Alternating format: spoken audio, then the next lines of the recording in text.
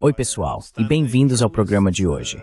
Estou acompanhado pelo excelente jornalista Glenn Greenwald para discutir a criminalização da liberdade de expressão, bem como a deterioração do Estado de Direito. Nas últimas 2 décadas, vimos uma tendência infeliz e perigosa, desde a guerra ao terror, Russiagate, discurso de ódio contra minorias vulneráveis e agora, aparentemente, a luta contra o antissemitismo, que parece ser uma palavra-código para proteger Israel. O que você vê como o principal desafio ou ameaça à liberdade de expressão? Como jornalista, de onde vem tudo isso? Você vê isso realmente piorando ou está apenas tomando formas diferentes?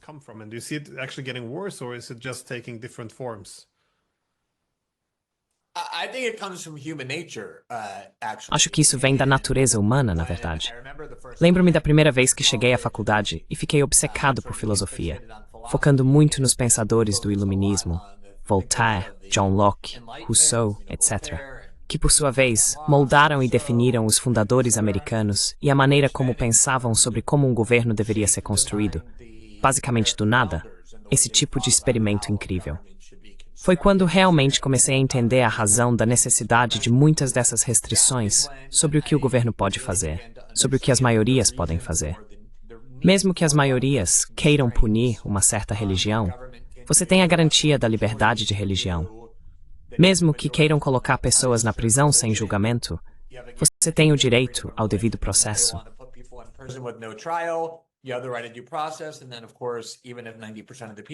E então, é claro, mesmo que 90% das pessoas queiram banir uma certa ideia, você tem liberdade de expressão.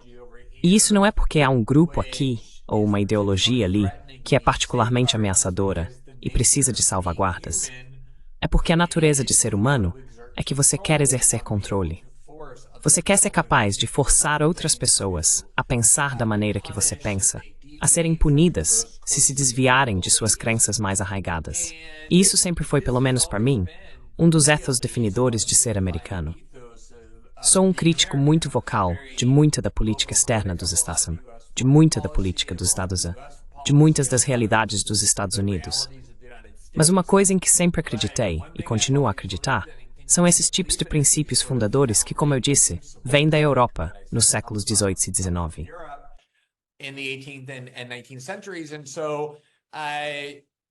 E então, eu acho que o que está acontecendo é uma espécie de abandono dessas ideias.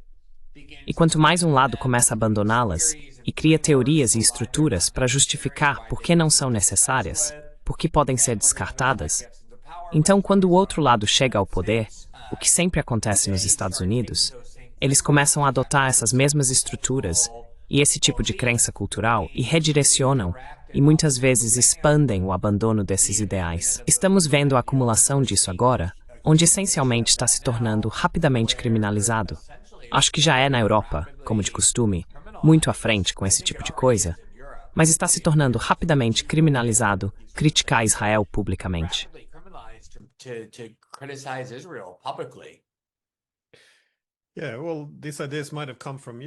Sim, bem, essas ideias podem ter vindo da Europa, mas os Estados Unidos foram amplamente fundados nessas ideias.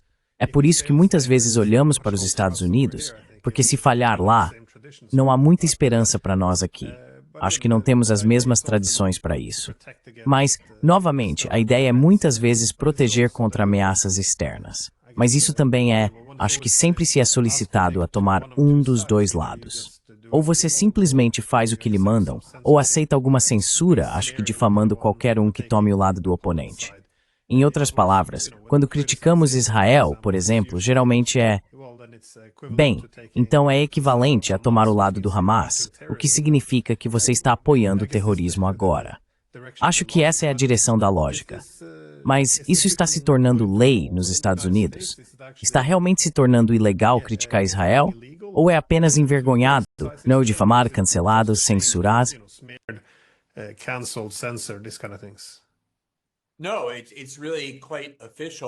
Não, é realmente bastante oficial.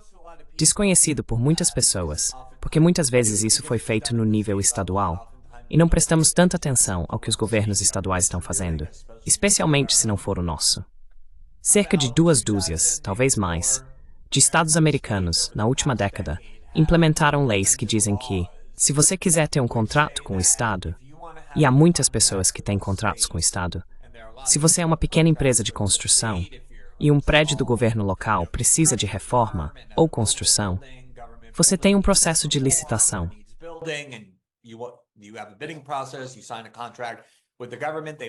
Você assina um contrato com o governo. Eles pagam você para construir, ou muitos, digamos, especialistas em educação, pessoas que trabalham com crianças com deficiências de fala. Eles não trabalham como funcionários do distrito escolar, porque trabalham com muitos distritos escolares. Então estão em regime de contrato. É uma maneira muito comum de o Estado fazer negócios com muitos de seus cidadãos, muitas pequenas empresas. Pelo menos 2 dúzias de estados, mais agora, adotaram leis que dizem que, se você quiser um contrato com o nosso Estado, como parte do processo de assinatura do contrato, você deve assinar um documento comprometendo-se a não apoiar e não participar de um boicote ao Estado de Israel.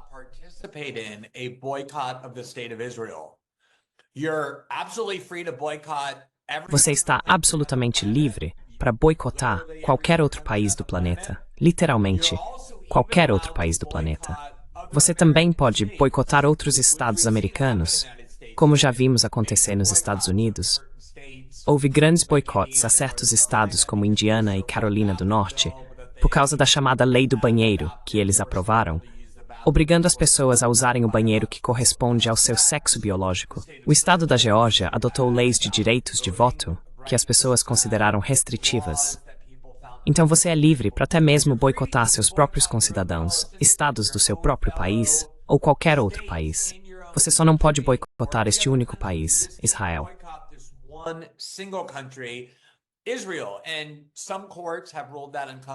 E alguns tribunais consideraram isso inconstitucional.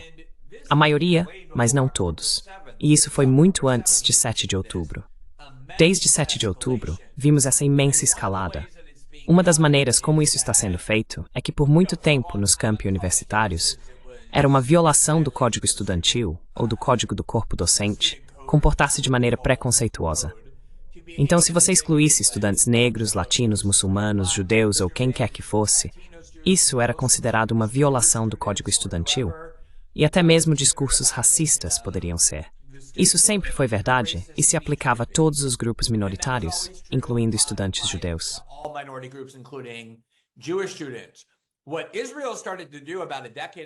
O que Israel começou a fazer há cerca de uma década, e que a UE agora adotou como parte de sua legislação criminal, é que eles adotaram uma definição muito mais radicalmente expandida do que significa antissemitismo. Não significa mais que você discrimina pessoas judias ou faz comentários muito depreciativos sobre o povo judeu como um todo.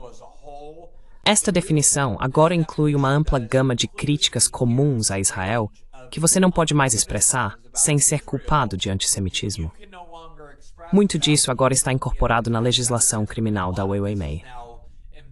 Uma das coisas que a administração Trump está fazendo é impor essa definição não apenas dentro das agências governamentais, de modo que se o Departamento de Educação procurar por antissemitismo nos campi universitários agora, se você expressar certas críticas a Israel, parecerá o que expressa.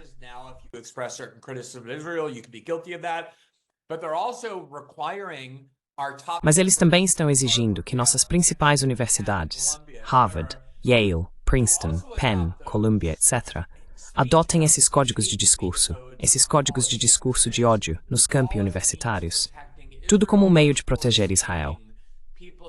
Estamos, é claro, vendo pessoas que estão legalmente nos Estados Unidos com green cards e vistos de estudante, tendo-os revogados por nenhum outro motivo, além de religião, ou pelo fato de terem criticado Israel, nem mesmo precisando participar de protestos ou se envolver em comportamentos que as pessoas consideram inadequados. Apenas criticar Israel é suficiente para ter seus vistos retirados, ser preso e depois deportado. Então estamos vendo esse ataque multifacetado, não culturalmente ou através do cancelamento, mas pela força da lei, tentando proibir e punir pessoas por expressarem várias críticas a Israel.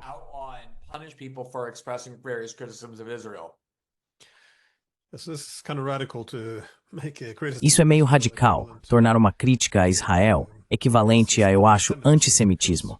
Porque, bem, se você critica genocídio agora, então você é um antissemita. Mas como isso pode ser colocado em lei? Qual é o princípio? Porque, novamente, ninguém gosta de antissemitismo. Mas por que não? As mesmas leis não deveriam ser aplicadas a negros ou muçulmanos, ou, eu acho, qualquer outra minoria. Eu acho, existe um princípio orientador. Ou você pode ter por extendência assim que. Como é que funciona?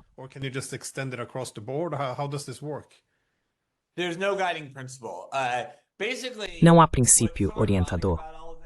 Basicamente, o que é tão irônico em tudo isso é que o movimento político associado a Donald Trump, a direita americana, aos conservadores e ao conservadorismo nos Estados Unidos, tem estado em uma cruzada por 10 anos, levantando a bandeira da liberdade de expressão, reclamando de programas que são projetados para proteger comunidades marginalizadas, grupos minoritários e grupos de vítimas, instituindo códigos de fala em faculdades ou banindo certos palestrantes de aparecerem sob o argumento de que isso os deixa desconfortáveis. Isso tem sido uma grande fonte de zombaria e raiva na direita americana por uma década.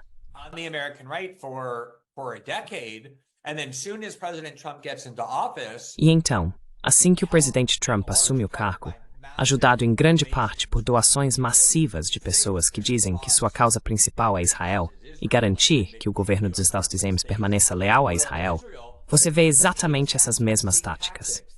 Essa narrativa de vitimização de que, de alguma forma, negros, muçulmanos, latinos ou indivíduos LGBT não são grupos de vítimas reais.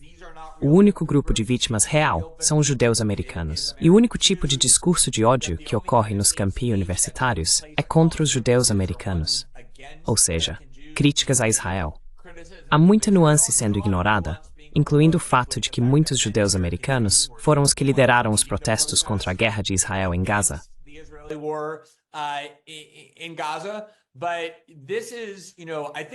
Mas isso é, sabe, eu acho que o que está realmente acontecendo aqui é, se você quiser aprofundar um pouco mais, que Israel reconheceu há uma década, se não mais, que houve uma mudança de opinião entre os jovens nos Estados Unidos em relação a Israel. E não apenas os jovens em geral, mas os jovens judeus em particular, judeus liberais, pessoas que estão mais no lado liberal esquerdo do espectro político, que estão começando a realmente abandonar essa ideia de que temos que ter um apoio incondicional nos Estados Unidos para Israel, que temos que pagar por seu exército, temos que armar suas guerras, todas as coisas que os Estados Unidos têm feito.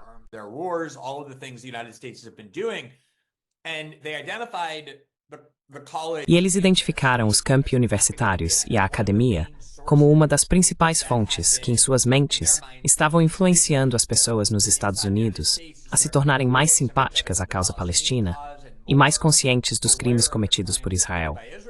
Mas também, um dos aspectos mais significativos disso é a proibição do TikTok, que o governo dos Estados Unidos, sob a administração Biden, implementou. Isso já existia há muito tempo, desde a primeira administração Trump. A ideia era que era para nos proteger contra os perigos da China.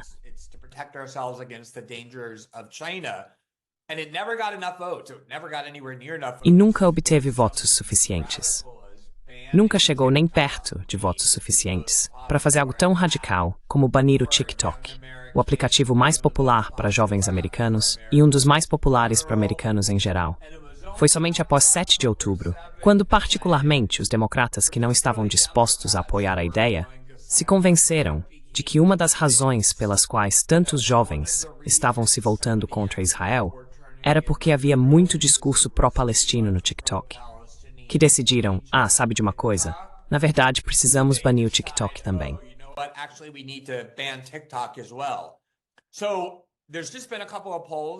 Nos últimos meses, houve algumas pesquisas mostrando que o apoio a Israel dentro dos Estados Unidos está no nível mais baixo de todos os tempos. Todos os grupos demográficos estão abandonando seu apoio a Israel, exceto os republicanos mais velhos, aqueles que assistem a Fox News. Mas até mesmo os republicanos mais jovens estão questionando mais do que nunca. Espere um minuto. Por que estamos tão ligados a Israel? Por que pagamos por suas guerras? E eu acho que isso é mais um ato de desespero. Israel depende dos Estados Unidos para intimidar aquela região, para vencer guerras contra seus vizinhos, para fazer o que quiser.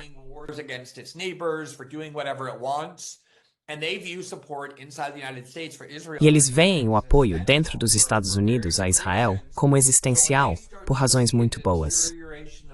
Então, quando começam a ver uma deterioração do apoio, não apenas os israelenses, mas sua legião de apoiadores muito poderosos dentro dos Estados Unidos, começam a ficar desesperados.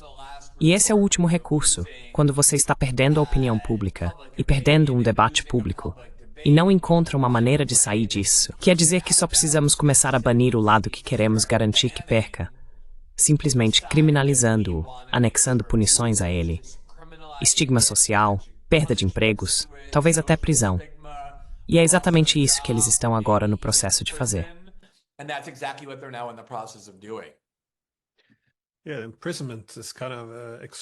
Sim, a prisão é um pouco extrema, mas você também abordou as deportações. As deportações têm sido de pessoas com vistos estrangeiros e elas criticam Israel, têm seus vistos revogados e são deportadas. Mas você fez um caso ou uma reportagem sobre a possível deportação de americanos também. Talvez não esteja ligada ao discurso de ódio, mas como isso está realmente acontecendo? Ou qual é a verdadeira história aí?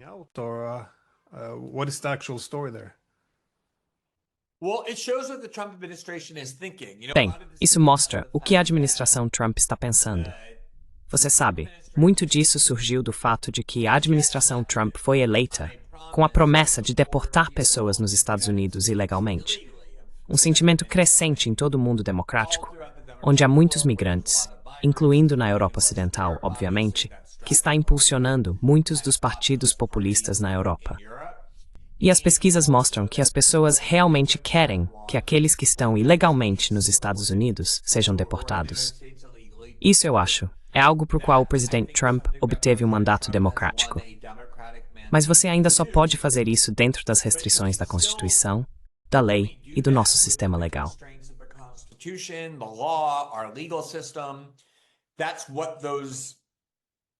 É para isso que esses sistemas existem, para impor limites ao que o governo pode fazer, mesmo que tenham sido eleitos para fazer algo. E o que a administração Trump começou a fazer não é deportar pessoas no sentido tradicional de deportação, ou seja, encontrar alguém ilegalmente no seu país e simplesmente enviá-lo de volta ao seu país de origem. Em vez disso, agora estão pagando ao governo de El Salvador, um país com o qual a maioria das pessoas enviadas para lá não tem nada a ver. Eles não são salvadorenhos. Não nasceram em El Salvador.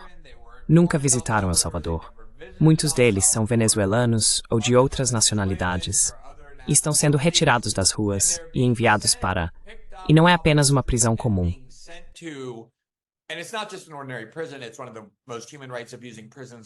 É uma das prisões que mais violam os direitos humanos no planeta, onde as pessoas são enviadas sem ter a oportunidade de contestar as provas contra elas.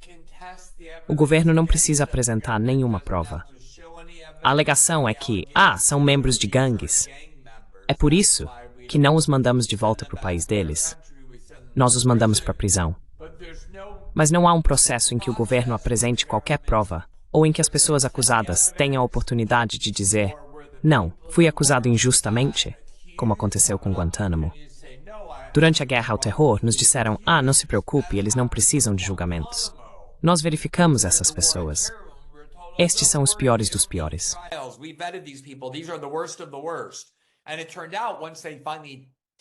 E acabou que, quando finalmente conseguiram que a Suprema Corte dissesse que sim, eles têm o direito de ter uma audiência para contestar sua prisão, muitos deles conseguiram provar sua inocência. Era um caso de identidade equivocada, inteligência ruim, ou pessoas simplesmente os denunciando por vingança ou por dinheiro. E é por isso que não há mais 1.000 pessoas em Guantánamo. Há cerca de 30 pessoas restantes. Então, o que foi particularmente alarmante, além desse programa de enviar pessoas para a prisão perpétua, sem julgamento e sem devido processo, é que o presidente Trump agora disse repetidamente que gostaria de fazer o mesmo, não apenas com estrangeiros, mas com cidadãos americanos, que são condenados por crimes, que não queremos mais prendê-los em nossas próprias prisões, onde têm acesso a advogados, tribunais, direitos e visitas.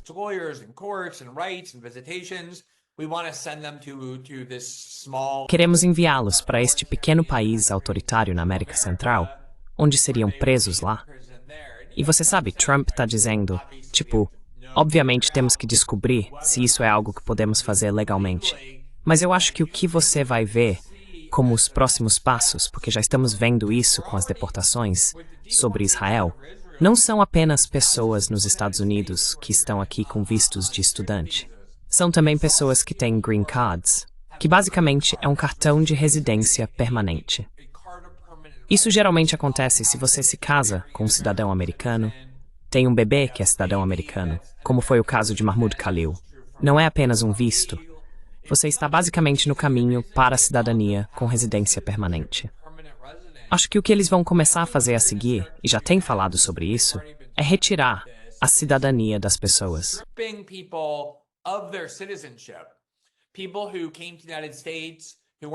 Pessoas que vieram para os Estados Unidos, que não nasceram nos Estados Unidos, que conquistaram a cidadania. Você sabe, alguém como Elon Musk ou a esposa de Donald Trump. Eles não nasceram nos Estados Unidos. Eles não eram cidadãos dos Estados Unidos. Eles se tornaram cidadãos através do processo de naturalização. Acho que eles vão começar a dar o próximo passo e dizer, veja, essas pessoas que participam dos protestos, sim, são cidadãos, mas obtiveram sua cidadania de forma enganosa, porque não nos contaram na época sobre sua simpatia por grupos terroristas.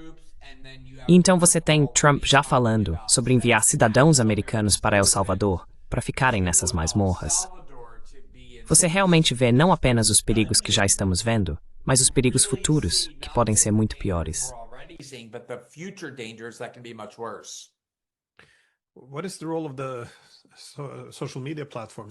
Qual é o papel das plataformas de mídia social? Você mencionou o TikTok, mas isso no contexto de ser chinês. Mas as plataformas americanas costumavam ser bastante centrais para a censura, pelo menos sob a administração Biden. Aprendemos, por exemplo, que, se não me engano, agências de inteligência ucranianas deram nomes de pessoas que criticavam a Ucrânia ao FBI, e o FBI pressionou o Facebook, algo que Mark Zuckerberg confirmou. Parte da censura nesses gigantes da tecnologia foi reduzida um pouco. Sei que Mark Zuckerberg tentou se reinventar, mas até que ponto isso é um problema? Está pelo menos reduzido ou está piorando?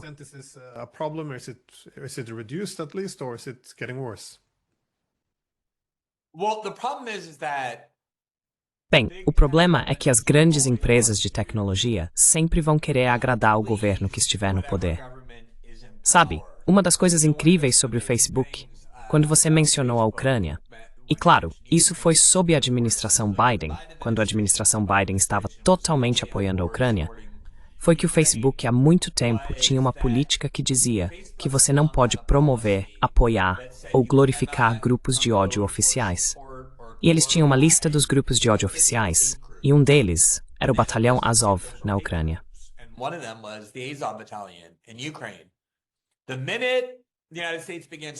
No momento em que os Estados Unidos começaram a apoiar a Ucrânia, o Azov foi removido daquela lista de grupos de ódio, porque, é claro, o governo dos Estados Unidos queria que as pessoas pudessem apoiar o Azov. O New York Times publicou, você sabe, perfis heróicos sobre o Azov, simpatizantes reais, você sabe, da SS, ou nazistas dentro do Azov. E você vê como a censura do Facebook corresponde ao governo. A mesma coisa com a Covid. Quando o governo Biden disse, temos certeza de que isso é zoonótico, que vem de animais, não veio de um laboratório, o Facebook baniu qualquer pessoa que questionasse isso. Foi só quando o governo Biden disse, sabe de uma coisa? Na verdade, não temos certeza.